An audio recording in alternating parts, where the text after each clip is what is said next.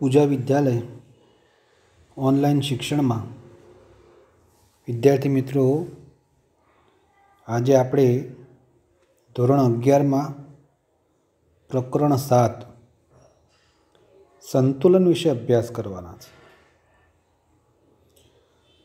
તો રાસાયણિક પ્રક્રિયામાં સંતુલનનું શું મહત્વ અને સંતુલન એટલે શું એ આપણે અભ્યાસ કરીશું. તો અહીંયા આપણે સંતુલનમાં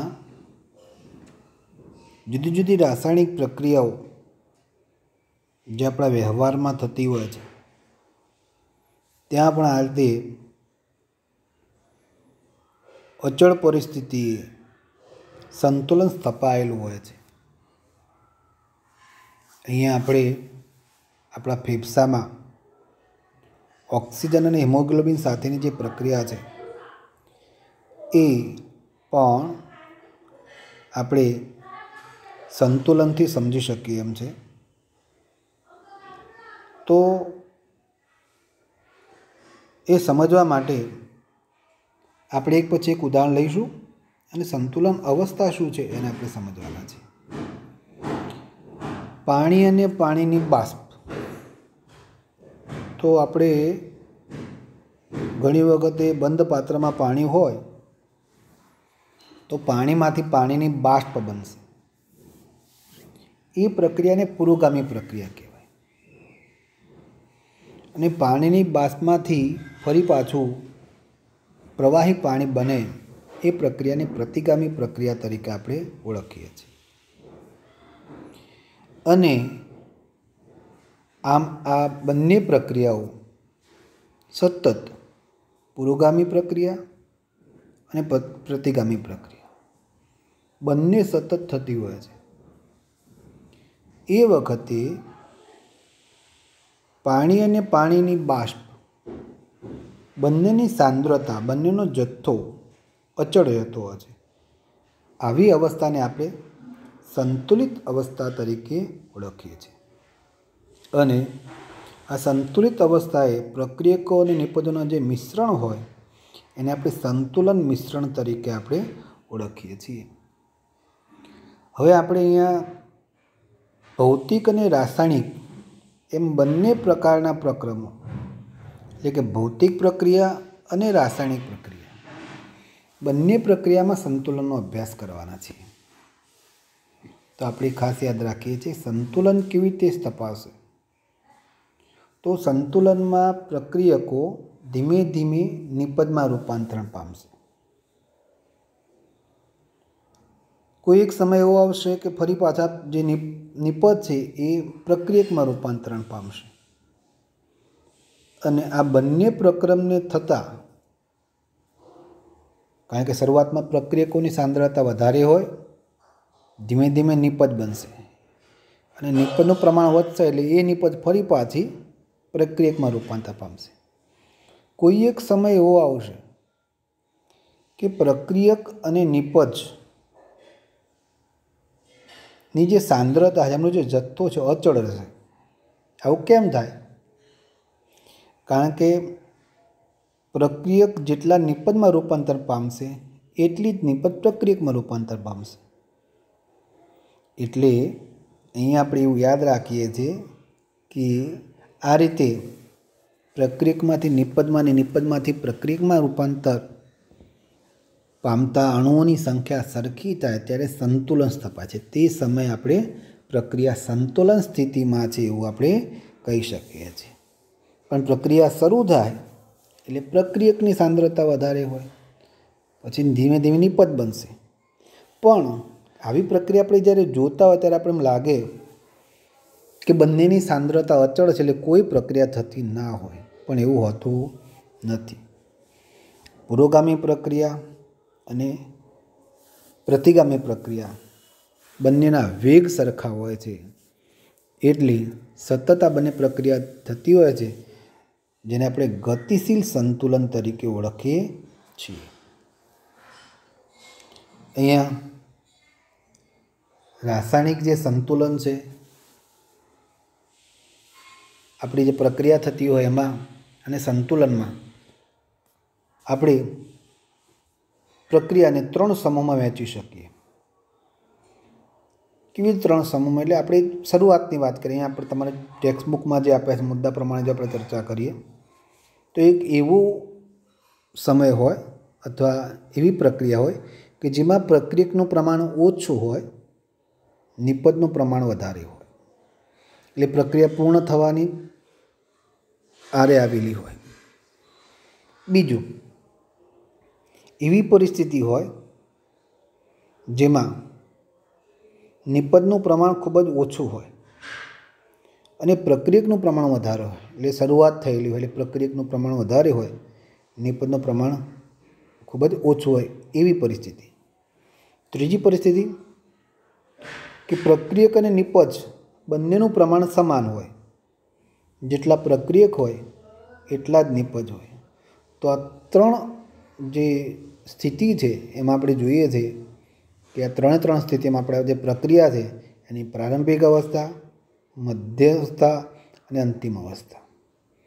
પ્રારંભિક અવસ્થામાં પ્રક્રિયકની સાંદ્રતા વધારે હોય, નિપજની સાંદ્રતા ઓછી હોય, મધ્ય અવસ્થાએ બંનેની સાંદ્રતા સરખી હોય અને અંતિમ સ્ટેજે જઈએ એટલે નિપજની સાંદ્રતા વધારે હોય, પ્રક્રિયકની સાંદ્રતા ઓછી હોય છે। અહીંયા આપણે ભૌતિક પ્રક્રમમાં સંતુલન જોવાના છે। ભૌતિક પ્રક્રમ એટલે શું? તો ભૌતિક પ્રક્રમ રાસાયણિક પ્રક્રિયામાં એવો ફેર છે કે ભૌતિક પ્રક્રમમાં જે પ્રક્રિયા થાય ત્યારે પ્રક્રિયક જે હોય એમના અણુ વચ્ચેનું જે આકર્ષણ છે એમાં જ ફેરફાર થાય। અણુમાંથી પરમાણુ છૂટા પડતા નથી। એટલે એમાં એવું થાય કે દાખલા કે બરફમાંથી પાણી બને તો H2O તો H2O જ રહેશે, એમાં કંઈ ફેરફાર થાય નહીં, પણ અણુ વચ્ચેનું આકર્ષણમાં ફેરફાર થાય। એવા સમયે જે પ્રક્રિયા થઈ બરફમાંથી પાણી બનવાની અથવા પાણીમાંથી પાણીની વરાળ બને એ પ્રક્રિયાને આપણે ભૌતિક પ્રક્રિયા કહીએ છીએ। જ્યારે રાસાયણિક પ્રક્રિયામાં પ્રક્રિયકોમાં જે પરમાણુ વચ્ચેના બંધ હોય, બંધ તૂટી અને નવા પરમાણુ વચ્ચે બંધ બનશે અને નિપજ બનશે। તો બંધ તૂટવાની પ્રક્રિયા, બંધ તૂટે અને નવા બંધ બને એ રાસાયણિક પ્રક્રિયામાં શક્ય છે। ભૌતિક પ્રક્રિયામાં માત્ર અણુ વચ્ચેનું આંતરઆણ્વીય આકર્ષણમાં વધારો ઘટાડો કરીને આપણે રૂપાંતર કરી શકીએ છીએ। તો અહીંયા આ કલા રૂપાંતરણ આપણને 3 પ્રક્રમ આપ્યા છે: ઘનમાંથી પ્રવાહી, બીજો છે પ્રવાહીમાંથી વાયુ અને ત્રીજો છે ઘનમાંથી વાયુ। આપણે ઘનનું પ્રવાહીમાં રૂપાંતરણ જોવાના છે। આપણે બરફને અને એની સાથે પાણીને આપણે ઉષ્મારોધક થર્મોસ ફ્લાસ્કમાં ભરી દઈએ। ઉષ્મારોધક થર્મોસ ફ્લાસ્ક એટલા માટે કે બહારથી ઉષ્મા બરફને મળે નહીં અને બરફની ઉષ્મા એ બહારથી ઉષ્મા ન મેળવે, અને બીજું છે કદાચ પાણી પણ છે તો પાણી ઉષ્મા ગુમાવે નહીં, એવી પરિસ્થિતિ સર્જવા માટે આપણે થર્મોસ ફ્લાસ્ક લઈએ છીએ। અને તમે થર્મોસ ફ્લાસ્કમાં મૂકી રાખશો તો એ અચળ તાપમાને અને દબાણે બરફ અને પાણીનો જથ્થો અચળ રહેશે। આવું કેમ? તો ત્યાં આપણે જાણીએ છીએ કે બરફમાંથી પાણીમાં રૂપાંતર પામશે, ફરી એ પાણી બરફમાં રૂપાંતર પામશે, એટલે બરફ પીગળશે ખરા, પાણી બનશે, પણ ફરી પાછું જે બનેલું પાણી છે એ પ્રવાહી સ્વરૂપમાં છે, એ બરફમાં રૂપાંતર પામશે। એમ પ્રવાહીમાંથી ઘનમાંથી પ્રવાહીમાં અને પ્રવાહીમાંથી ઘનમાં રૂપાંતર પામવાના જે અણુ છે એની સંખ્યા સરખી થઈ જશે, કારણ કે આપણે દબાણ અને તાપમાન અચળ રાખ્યું છે। જો તમે તાપમાનમાં ફેરફાર કરો તો પ્રક્રિયા બદલાય, તો એવા સમયે સંતુલન તપાસે। તો આ સંતુલન સ્થાપવા માટે આપણે ખાસ યાદ રાખીએ છીએ કે બંને જે પ્રક્રમો છે એકબીજાની વિરુદ્ધ દિશામાં થતા હોય છે અને સરખા દરે થતા હોય। બરફમાંથી જેટલા અણુ પાણીમાં રૂપાંતર પામે તેટલા જ અણુ પાણીમાંથી બરફમાં રૂપાંતર પામે છે। તો આ રીતે સંતુલન સ્થાપાય છે ઘન અને પ્રવાહી વચ્ચે। એવી જ રીતે પ્રવાહી અને બાષ્પ વચ્ચે સંતુલન માટે આપણે જોવાના છે। તો એ સંતુલન સમજવા માટે આપણને એક આકૃતિ આગળ આપી છે।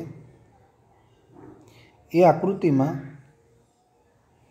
આપણે એક બંધ પાત્ર છે એમાં યુ આકારની કાચની નળી જેને મેનોમીટર કહેવાય, જે દબાણ માપશે પાત્રનું. એટલે શરૂઆતમાં આપણે નિર્જળ કેલ્શિયમ ક્લોરાઇડ મૂકીએ એટલે અંદર બીજી કોઈ હવા કે ભેજ હોય એ ભેજનું શોષણ કરી લેશે. એ નિર્જળ કેલ્શિયમ ક્લોરાઇડ મૂકી અને આપણે અંદર જે ભેજ છે એને શોષી લઈએ છીએ. પછી એની અંદર પાણી ભરેલી આપણે ફ્લાસ્ક મતલબ પાણી ભરેલો વોચ ગ્લાસ મૂકીએ છીએ, પાત્ર મૂકીએ છીએ. તો ધીમે ધીમે તમે જો મેનોમીટરમાં પારાની સપાટી ઉપર ચડશે. કેમ? તો પાણી જે છે એ પાણીની સપાટી ઉપર તે તાપમાને પાણીની બાષ્પ ઉત્પન્ન થશે અને આ જે પાત્ર છે એ પાત્રની અંદર બાષ્પ ઉમેરાવાને કારણે એનું દબાણ વધશે, જે આપણે મેનોમીટર નામના સાધન વડે પારાની સપાટીથી જાણી શકીએ. પણ એ પછી તમે જો તાપમાન અચળ રાખશો તો એ કન્ડિશનમાં આ દબાણમાં ફેરફાર થશે અને અચળ થઈ જશે. કેમ? પાણી તો અંદર પડેલું જ છે, તેમ છતાં દબાણ અચળ કેમ થશે? તો આપણે યાદ રાખી દઈએ કે શરૂઆતમાં દબાણ વધ્યા પછી અચળ થઈ જશે. કંઈક શરૂઆતમાં જે પ્રવાહી છે એ બાષ્પમાં રૂપાંતર પામશે. પ્રવાહી બાષ્પમાં રૂપાંતર પામશે એટલે દબાણ ઉત્પન્ન થશે, એટલે દબાણ દર્શાવશે. પણ પછી જે વધારાની બાષ્પ ઉત્પન્ન થશે એના કારણે બાષ્પની સાંદ્રતા વધવાના કારણે ફરી પાછી બાષ્પ એ પ્રવાહીમાં રૂપાંતર પામશે.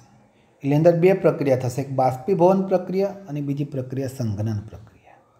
બાષ્પીભવન પ્રક્રિયા છે ને એનો વેગ જેટલો હશે એટલો જ વેગ સંઘનન દરનો હશે. એટલે જે બાષ્પ ઉત્પન્ન થતી હશે એટલી જ બાષ્પ પ્રવાહીમાં પાછી આવતી હશે. તો અહીંયા તમે જે સમીકરણ જોઈ શકો છો કે બાષ્પીભવનનો દર બરાબર સંઘનનનો દર, અને ત્યારે સંતુલન સ્થપાય છે. એટલે આપણને એ અવસ્થામાં પાણી અને બાષ્પ વચ્ચે સંતુલન સ્થપાય છે. અહીંયા તમે આની જગ્યાએ બીજા બધા પદાર્થો જેમ કે મિથાઇલ આલ્કોહોલ, એસિટોન, ઇથર લઈને પણ આપણે પ્રયોગ કરી શકીએ. પણ એ વખતે બધાનું બાષ્પ દબાણ જુદું જુદું મળશે. કેમ? કારણ કે આપણું જે બાષ્પીભવનનો છે, આપણી જે પદાર્થ આપણે જે બાષ્પ દબાણ જે ઉત્પન્ન થાય છે એ પ્રવાહીના સ્વભાવ, પ્રવાહીના જથ્થા અને તાપમાન ઉપર આધાર રાખે છે.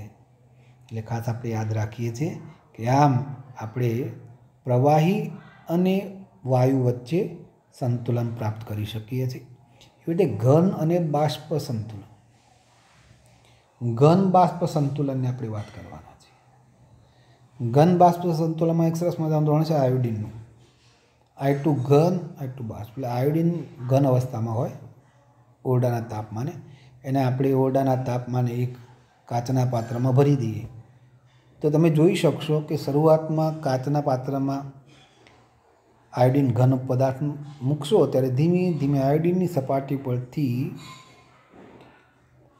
જાંબલી રંગની બાષ્પ ઉત્પન્ન થશે. અને એ જાંબલી રંગની બાષ્પ એ શું છે? તો વાયુમય I2 છે, I2ની બાષ્પ છે. પણ અમુક સમય પછી એ જાંબલી રંગ વધારે તીવ્ર નથી થતો, એની તીવ્રતા અચળ થઈ જશે. આપણે એવું સમજીએ કે ભાઈ જે વાયુ આયોડિન ઘન અવસ્થામાં છે એ ઘન અવસ્થામાં આયોડિન વાયુમાં રૂપાંતર થયા જ કરે, પણ એવું ના થાય.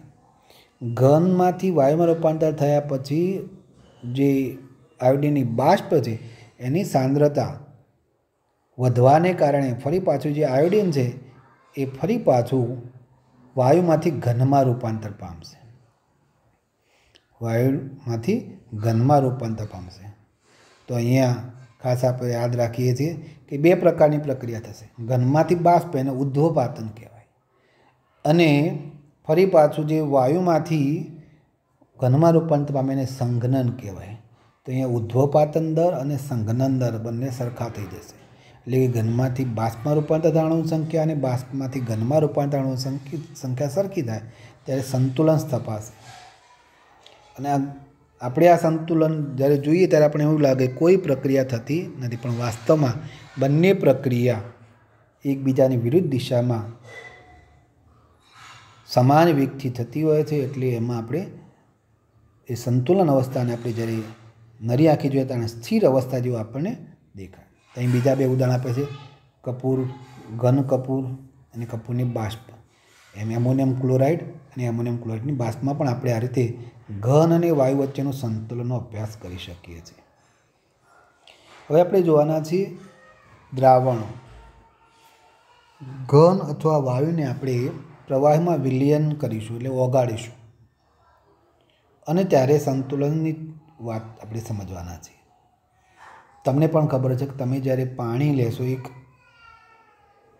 પાત્રમાં વાટકીમાં પાણી લેવાનું, પ્રમાણસરનું લેવાનું, જેથી એટલે અડધી વાટકી જેવું લેવાનું. પછી આપણે અંદર 1 ચમચી ખાંડ નાખી અને ઓગાળી દઈએ. પછી આપણે 2 ચમચી ખાંડ નાખીને પછી એને ઓગાળી દઈએ. પછી આપણે 3 ચમચી ખાંડ નાખીને ઓગાળીએ. પછી ચોથી ચમચીની જ્યારે ખાંડ નાખીશું ત્યારે તળિયે એક સફેદ સફેદ પાર્ટિકલ્સ જોવા મળશે. તો એ આપણે ખાસ યાદ રાખીએ છીએ. હવે તમે ચોથી જે ચમચી નાખી છે એ ઓગાળો છો, એ ઓગાળવામાં ખૂબ જ મુશ્કેલી પડશે. અને આપણે યાદ રાખવાનું છે કે આપણે જે વાટકી લીધી છે એની અંદર અડધા સુધી જ પાણી ભરેલું છે, એમાં પાણી ઉમેરવાનું નથી. અને આપણે ઓરડાના તાપમાને, રૂમ ટેમ્પરેચરે જ બેઠા છીએ, તાપમાનમાં પણ કોઈ વધારો કરવાનો નથી. એવા સમયે શું થશે, તમે બીજી પણ 5મી ચમચી ખાંડ નાખશો તો ખાંડ અંદર ઓગળશે, પણ સાથે સાથે નીચે જે સફેદ સ્ફટિકમય પદાર્થ મળે છે એનું પ્રમાણ વધી જશે. તો અહીંયા આપણે યાદ રાખીએ છીએ, અહીંયા પણ દ્રાવણમાં ગતિશીલ સંતુલન સ્થપાઈ જાય છે અને ખાંડ ઓગળવાનું અટકી જશે, જેને આપણે સંતૃપ્ત દ્રાવણ તરીકે ઓળખીએ છીએ. એમાં પછી આપણે વધારાની ખાંડ ઓગાળી શકતા નથી. તમે ઓગાળશો તો ઓગળી જશે, પણ જે અંદર દ્રાવ્ય થયેલી ખાંડ છે એ ફરી પાછી સ્ફટિકીકરણ પામી અને આપણને સફેદ સ્ફટિક સ્વરૂપે જોવા મળશે. તો અહીંયા 2 પ્રકારની પ્રક્રિયા થશે. ખાંડને પાણીમાં ઓગાળીને વિલયન કહેવાય, અને ઓગળેલી ખાંડ ફરી પાછી ઘનમાં રૂપાંતર પામે એને સ્ફટિકીકરણ કહેવાય. તો ખાંડનો વિલયન દર અને ખાંડનો સ્ફટિકીકરણ દર બંને સરખા થઈ જશે અને સંતુલન સ્થપાશે. તો આ રીતે આપણે આ ઘન પદાર્થનું પ્રવાહમાં વિલયન દરમિયાન સંતુલન સ્થપાય છે એનો પણ આપણે અહીંયા અભ્યાસ કર્યો. આપણે અહીંયા રેડિયો સક્રિય ઘટકોનો ઉપયોગ કરી, રેડિયો સક્રિય ઘટક એટલે ખાંડમાં રેડિયોએક્ટિવ કાર્બનનો ઉપયોગ કરીને આપણે આ જાણી શકીએ છીએ ભાઈ ઓગળે છે કે ઓગળતા નથી. કારણ કે નરી આંખે તમે જોશો તમને એવું લાગે સાહેબ ખાંડ ઓગળતી નથી, પણ જે પાર્ટિકલ્સ મળે છે, તમે ખાંડ ઓગાળો છો ઓગળી જાય છે, પણ ઓગળેલી ખાંડ ફરી પાછી મુક્ત થાય છે. પ્રવાહીમાં વાયુનું વિલયન આપણે જાણીએ છીએ કે જે સોડા બોટલ છે, આપણે જે ઠંડા પીણા પીએ છીએ અને ખોલીએ એટલે અંદર ફટાક દઈને કાર્બન ડાયોક્સાઇડ બહાર નીકળે છે. તો અહીંયા કાર્બન ડાયોક્સાઇડ વાયુને પાણીમાં ઓગાળવાની વાત છે. તો કાર્બન ડાયોક્સાઇડ પાણીમાં ઓગાળવા માટે ખાસ યાદ રાખીએ છીએ કે તાપમાન નીચું રાખીએ અને ઊંચું દબાણ રાખીએ તો આપણે કાર્બન ડાયોક્સાઇડને પાણીમાં ઓગાળી શકીએ છીએ. એટલે શરૂઆતમાં જ્યારે કાર્બન ડાયોક્સાઇડ પાણીમાં ઓગાળશો એટલે ઓગાળશે, પણ જેમ જેમ તમે વધારે પ્રમાણમાં કાર્બન ડાયોક્સાઇડ લેશો એટલે ફરી ઓગળેલો કાર્બન ડાયોક્સાઇડ બહાર નીકળશે.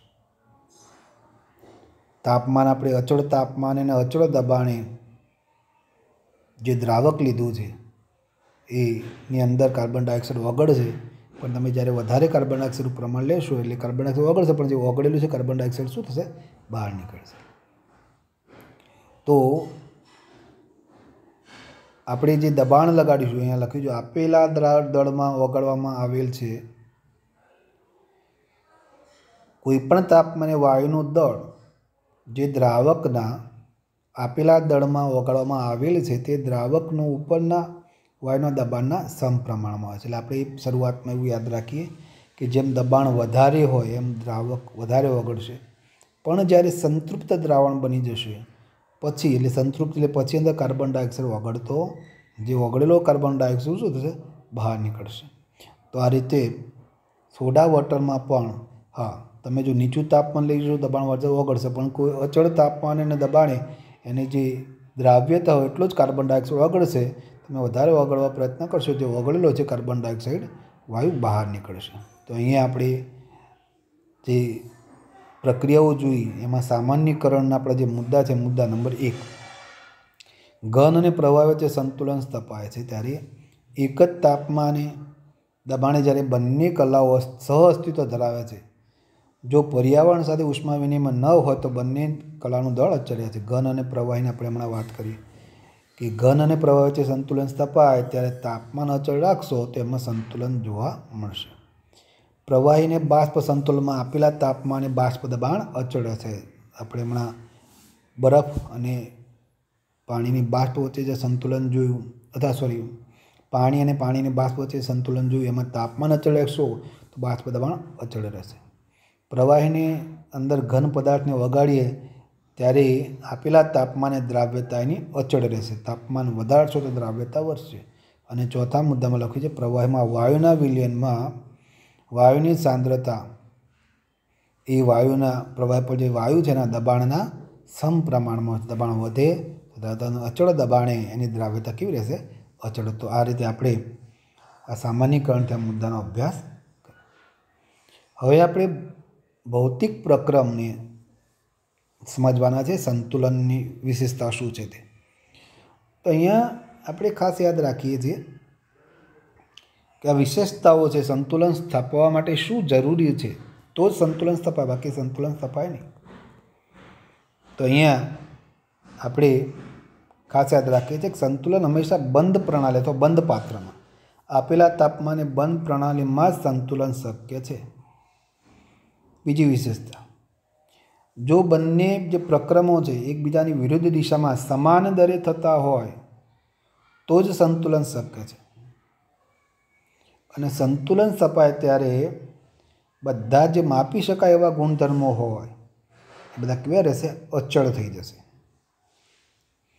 ચોથો મુદ્દો છે જ્યારે સંતુલન ભૌતિક પ્રક્રમ માટે મેળવાય છે ત્યારે આપેલા તાપમાને તેના કોઈ પણ એક પરિબળના અચળ મૂલ્ય આપણે જાણીએ છીએ, કાં તો બાષ્પ દબાણ અચળ થશે, દ્રાવ્યતા અચળ થશે, એ આપણે દર્શાવી છે। હમણાં આપણે જે ચર્ચા કરી ને સામાન્યીકરણમાં કોઈ પણ તબક્કે આવી રાશિની માત્રા સૂચવે છે કે પ્રક્રિયા સંતુલન અવસ્થા પહોંચ્યા પહેલાં ભૌતિક પ્રક્રમ કેટલો આગળ વધે છે। એટલે આપણે આજે વાત કરી કે આ જુદી જુદી જે રાશિઓ છે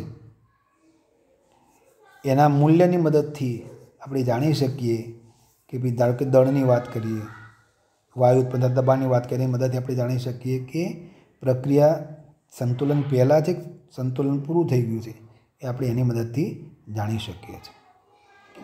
ત્યાર પછી આપણે સંતુલનના ગતિશીલ સ્વભાવની વાત કરીએ। અહીંયા પણ એક પ્રક્રિયા આપી છે, A+B=C+D।